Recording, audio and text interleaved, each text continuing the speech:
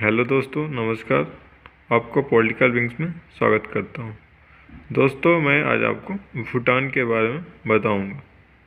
जितने भी बातें हैं उसका भूगोल पूरा रिलेटेड सारी बातें बताऊँगा भूटान के बारे में। भूटान का स्थानीय नाम ड्रुग यूल है, जिसका अर्थ होता है अझदहा, अझदहा का देश। ठीक है। अब अझदहा क्या होता है? अझदहा को अझदहा भी बोलते हैं और ड्रैगन जो होता है ना, उसे बोलते हैं। यह एक काल्पनिक जीव है जो कि सर्प का ही रूप है, जो मुंह से आग उगलने वाली क्षमता रखता है। दोस्तों, भूटान के लोग को ये ये लोग बहुत पवित्र मानते हैं। और जिस तरह से हम लोग अपने धर्म के बारे में, जैसे हम लोग जैसे गाय को मानते हैं हिंदू धर्म वाले, तो ठीक उसी प्रकार से ये लोग मानते हैं। इन लोगों में काफ़ी अच्छी मान्यता है उसके इस जीव को लेकर। ये इस जीव को वो पूजनीय मानते हैं। अब इसका जो भूटान का राजधानी है वो थिम्पू है, जो कि भूटान का सबसे बड़ा नगर यानी शहर भी है। और इसका जो राजभाषा है वो जोड़खा है, जोड़खा। इसका जो क्षेत्रफल है 47,000 किलोमीटर स्क्वायर, यानी कि 47,000 वर्ग किलोमीटर है।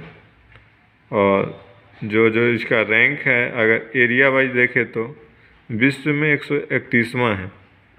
और भूटान के निवासियों को ड्रुग्पा कहते हैं।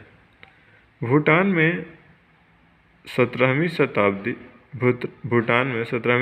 में बौद्ध धर्म का प्रसार शुरू हुआ था दोस्तों। और 1865 में ब्रिटेन और भूटान के बीच सिंचुल संधि पर हस्ताक्षर हुआ। नेक्स्ट पॉइंट जो है दोस्तों, 1949 में भारत भूटान समझौता के अनुसार भारत ने भूटान की सारी ज़मीन उसे लौटा दी जो अंग्रेज़ों के अधीन थी। और यह समझौता भारत के भूटान की विदेश नीति एवं रक्षा नीति में महत्वपूर्ण भूमिका देती है। लेकिन दोस्तों, अभी कुछ साल पहले भारत और भूटान में फिर से उसमें सुधार हुआ है उन लोगों के कहने पे, और भारत ने भी ऐसा किया है ताकि हम लोग का जो हम लोग तो चाहते नहीं है कि भारत उनका जैसे ज़मीन ले, ऐसा कुछ नहीं, क्योंकि भारत सर्वदा विश्व कल्याण के बारे में सोचता है। इसलिए ऐसा भारत कभी चाहेगा भी नहीं, क्योंकि वो हमारा एक अच्छा पड़ोसी है और अच्छा दोस्त की तरह है। इसलिए हम लोग ऐसा नहीं करते हैं और हम लोग उसको बहुत ज़्यादा सपोर्ट करना चाहते हैं ताकि अच्छा करे भूटान भी, और एक हमारा मित्र राष्ट्र की तरह अच्छा से रहे। भूटान के जो राज्य प्रमुख हैं, यानी कि जो राजा होते हैं, अर्थात उनको क्या बोलते हैं?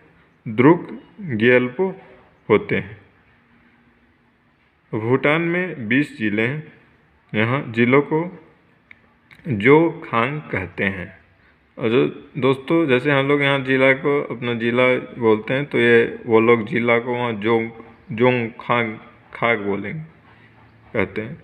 भूटान की सबसे ऊंची चोटी कुला कांगरी है, जो कि 7553 मीटर है। और यह भूटान तिब्बत का विवाद का कारण भी है। जो ये चोटी है दोस्तों, ये भूटान और तिब्बत के बॉर्डर से जुड़ा हुआ है, इसलिए भूटान और तिब्बत के बीच विवाद का कारण है। लेकिन अभी तो जो तिब्बत है वो चीन के कब्जे में है, इसलिए भूटान और चीन के बीच का यह विवाद हो गया है अभी तक। और दोस्तों,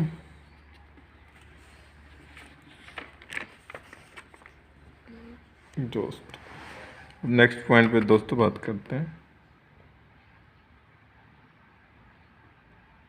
मुख्य अगर भूटान को हम दोस्तों भौगोलिक दृष्टि से बांटते हैं तो मुख्य तौर पे भूटान को दो भाग में बांटा जा सकता है।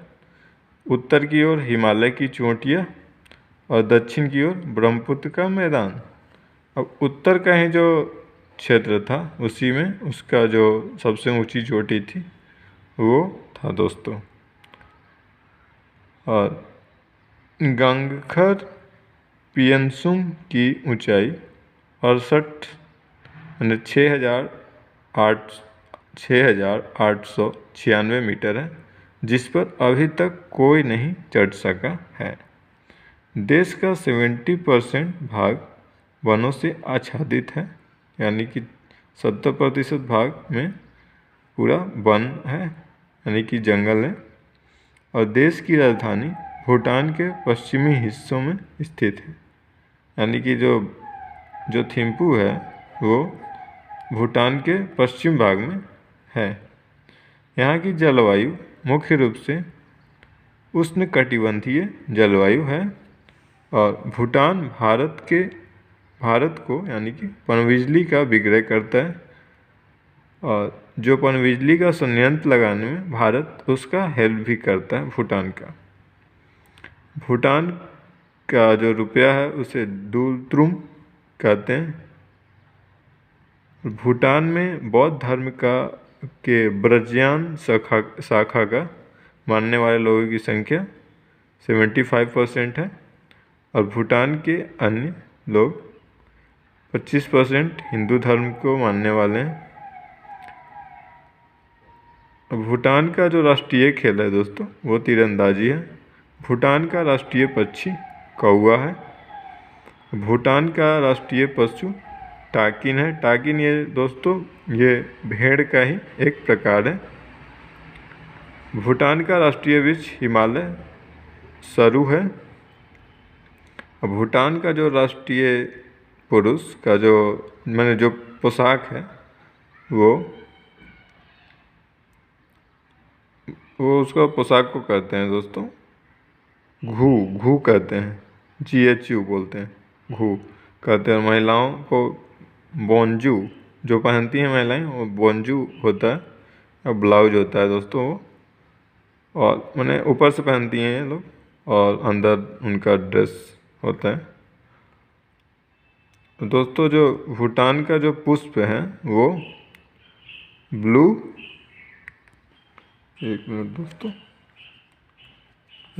ब्लू पोपी है, ब्लू पोपी, ठीक है दोस्तों, ब्लू पोपी है। अब 17 दिसंबर को भूटान राष्ट्रीय दिवस के रूप में मनाता है। अब ऐसा क्यों मनाता है? क्योंकि उसी दिन उनके जो पहले राजा थे उनका राज्याभिषेक हुआ था, इसलिए ये लोग उस दिन को मनाते हैं। थैंक यू दोस्तों, वीडियो देखने के लिए धन्यवाद। और आपको अगर वीडियो पसंद आया तो आप लाइक कर सकते हो, शेयर कर सकते हो, और चैनल को सब्सक्राइब कर सकते हो दोस्तों। अगर आपको वीडियो कैसा लगा आप सुझाव भी दे सकते हो कमेंट करके। थैंक यू दोस्तों।